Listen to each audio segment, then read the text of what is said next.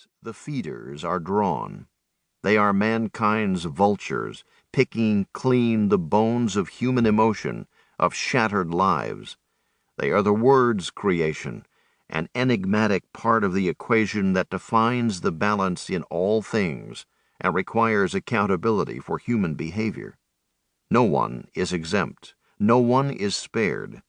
When madness prevails over reason, when what is darkest and most terrible surfaces, the feeders are there. As they are now, he thinks, watching, unseen and unknown, inexplicable in their single-mindedness, they are always there. He sees them tearing at the combatants closest to the city's edges, feeding on the strong emotions generated by the individual struggles of life and death taking place at every quarter, responding instinctively to the impulses that motivate their behavior. They are a force of nature, and as such, a part of nature's law. He hates them for what they are, but he understands the need for what they do. Something explodes in the center of the burning city, and a building collapses in a low rumble of stone walls and iron girders. He could turn away and look south and see only the green of the hills and the silver glint of the lakes and the sound spread out beneath the snowy majesty of Mount Rainier. But he will not do that. He will watch until it is finished. He notices suddenly the people who surround him. There are perhaps several dozen, ragged and hollow-eyed figures slumped down in the midday gloom, faces streaked with rain and ash. They stare at him as if expecting something. He does not know what it is. He is no longer a knight of the word, he is just an ordinary man. He leans on the rune-carved black staff that was once the symbol of his office and the source of his power. What do they expect of him? An old man approaches, shambling out of the gloom, stick-thin and haggard.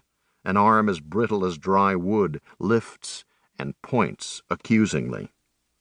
"I know you," he whispers hoarsely. Ross shakes his head in denial, confused. "I know you," the old man repeats. Bald and white-bearded, his face is lined with age and by weather, and his eyes are a strange milky color, their focus blurred. "I was there when you killed him, all those years ago." Killed who? Ross cannot make himself speak the words, only mouth them, aware of the eyes of the others who are gathered, fixing on him as the old man's words are heard. The old man cocks his head and lets his jaw drop, laughing softly, the sound high and eerie, and with this simple gesture he reveals himself. He is unbalanced, neither altogether mad nor completely sane, but something in between. He lives in a river that flows between two worlds, shifting from one to the other, a leaf caught by the current's inexorable tug, his destiny beyond his control.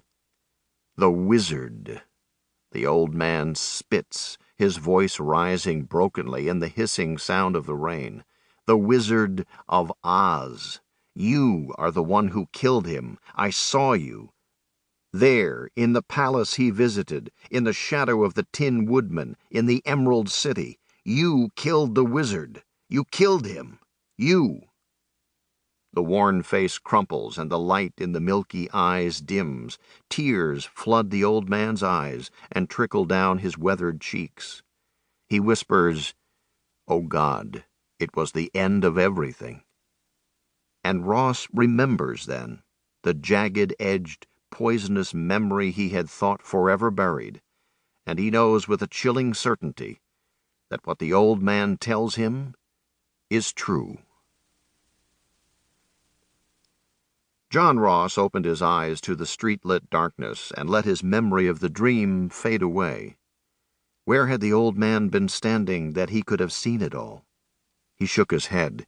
The time for memories and the questions they invoked had come and gone. He stood in the shadows of a building backed up on Occidental Park in the heart of Pioneer Square, his breath coming in quick, ragged gasps.